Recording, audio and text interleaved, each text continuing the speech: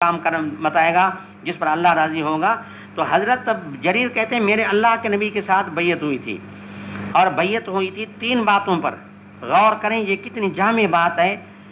علی اقام الصلاۃ و ایتاء الزکاۃ والنصح لکل مسلم.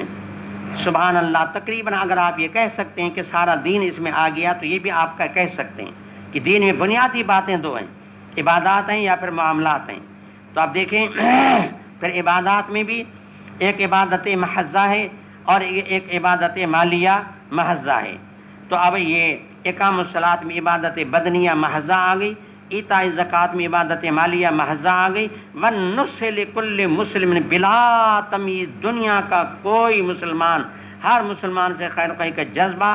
اللہ کے نبی نے اس کی بیعت لی، تو اس کا مقصد یہ ہے کہ ہر مسلمان کے لیے بھی اسی بات کا حکم ہے کہ ہر مسلمان بلا تمیز، کوئی اس سے نہیں ہے کہ ہمارے علاقے کا ہے یا ہماری برادری کا ہے یا ہماری قوم کا ہے یا ہمارے ساتھ رہتا ہے یا کوئی اور وجہ نہیں.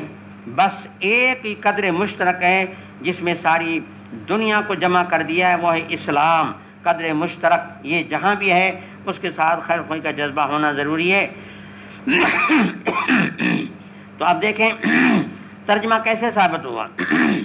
اوپر ثابت کر کے آئے ہیں کہ نماز زکوٰۃ دین ہے، اور یہاں نصیحت کو بھی جمع کیا. تو معلوم ہے کہ یہ دین کی باتیں اور نصیحت سب کے ساتھ جو ہیں وہ اللہ کے نبی نے بیعت لی ہے. تو معلوم ہے کہ ساری چیزیں نصیحت ہیں. نصیحت دین ہے، دین ایمان ہے. پھر فرق مراتب جو ہے ظاہر بات ہے عبادات میں بھی ہوتا ہے، نصیحت میں بھی ہوتا ہے، تو دیانت میں بھی ہوگا، تو ایمان میں بھی ہوگا. بی قال حدثنا ابو النعمان قال حدثنا ابو عوانۃ عن زیاد بن علاقۃ قال سمعت جریر بن عبداللہ. جریر بن عبداللہ سے یہ بات میں نے سنی. یہ اس دن کی بات ہے کہ مغیرہ بن شعبہ یہ صحابی ہیں، یہ عام الخندق اس کی وفات ہوئی ہے، اور خندق والے سال میں، اور کوفہ میں ان کی وفات ہوئی ہے کرونا وغیرہ جیسے وبا ہوتی ہے اس طرح. یہ 50 ہجری کا یعنی زمانہ ہے. تو یہ کوفہ کے گورنر تھے حضرت معاویہ کی طرف سے، اور حضرت عمر نے پہلے اس کو بصرے میں کچھ وقت گورنر کر کے رکھا تھا. بعد میں حضرت معاویہ نے ان کو کوفے کا گورنر بنایا. جب یہ مر گئے تو آپ سمجھتے ہیں کہ ایک گورنر ہے، ایک پورے علاقے کو سنبھال کے رکھا ہے، کتنا نازک مسئلہ ہے. اس میں اگر جلدی کوئی حاکم نہ آئے، اس میں فتنہ، اس میں کمی بیشی، اس میں جو ہے سمجھا کے احتجاج اور بہت سارے ملکی نقصانات ہو سکتے ہیں. تو ایسے موقع پر جریر نے ایک واعظ فرمایا. تو اس نے یہ کہا، مغیرہ بن شعبہ جب فوت ہو گئے تو جریر کھڑے ہو گئے اور ایک واعظ فرمایا جس میں خطبہ دیا. فحمد اللہ واثنى علیہ. حمد و ثنا کے بعد پھر کہا، میرے بھائیوں، علیکم باتقاء اللہ وحدہ لا شریک لہ. پہلی بات ہے کہ تقوی کو اختیار کرو.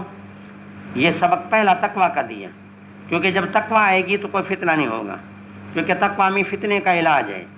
اور اس وقت عوام الناس میں جو اس قسم کی باتیں فتنے کی جلدی آ جاتی ہیں، تو ان کو تقوی کا سبق یاد دلایا.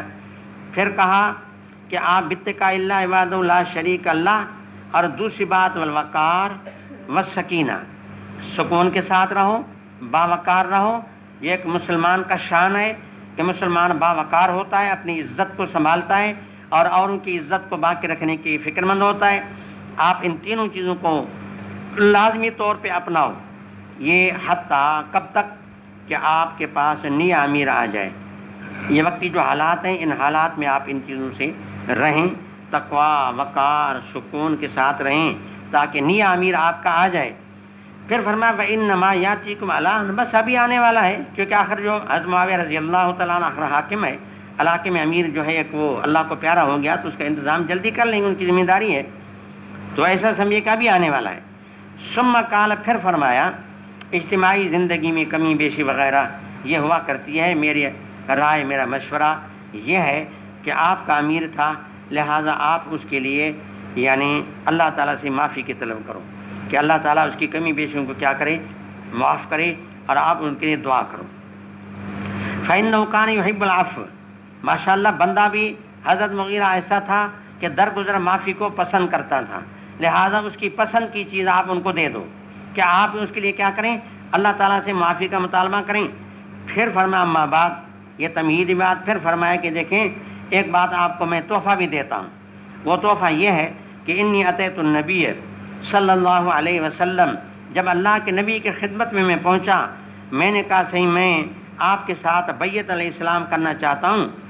پھر میرے ساتھ شرائط کیے اور فشرط علی الاسلامی فشرط علیہ والنصح لکل مسلم فبایعت علی ھذا ورب ھذا المسجد، میں نے کہا صحیح مسلمان بھی بنوں گا اور اس کے ساتھ ہر مسلمان کے ساتھ خیر خواہی کا معاملہ، اس پر میں آپ کے ساتھ بیعت کر رہا ہوں۔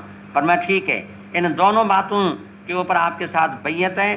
اب دیکھیں یہاں اسلام کے ساتھ نصیحت کا بھی ذکر ہے، تو وہاں تو پہلی حدیث میں دو چیزیں اور بھی تھیں لیکن اس میں صرف نصیحت کا ذکر ہے۔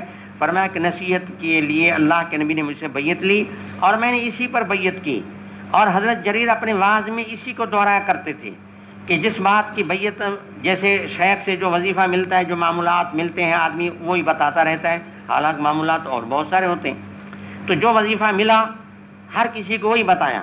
پھر کہا رب ھذا المسجد، یہ رب کعبہ کی مجھے قسم ہے، اس مسجد نبی کی، اس مسجد نبی کی مجھے قسم ہے، اس کے رب کی، کہ انی لناصح لکم، کیونکہ مجھے اللہ کے نبی نے خیر خواہی کا حکم دیا تھا، لہٰذا میں آپ کو خیر خواہی کا مشورہ دے رہا ہوں، تقویٰ سے رہو، وقار سے رہو، سکون سے رہو، بھائی کے لیے معافی کا مطالبہ کرو، یہ ساری نصیحت کی باتیں ہیں۔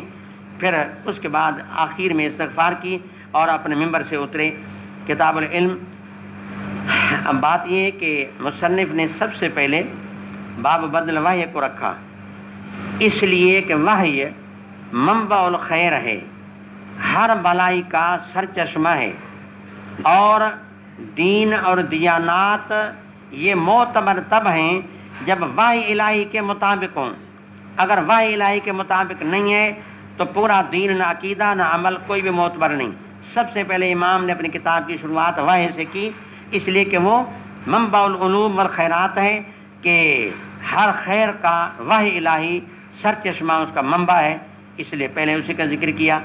اس کے بعد پھر کتاب الایمان کو رکھا، کیونکہ وحی کا پہلا سبق ایمان ہے، وحی کا پہلا سبق یہ ہے کہ ایمان ہے، آمنت باللہ و ملائکتہ و کتبہ و رسلہ، تو پھر وحی کے بعد متصل بعد کتاب الایمان رکھا، اور کتاب الایمان کے بعد اب کتاب العلم کو ذکر کر رہے ہیں، اس لیے کہ سارا دین اس کا دار و مدار ایمان پر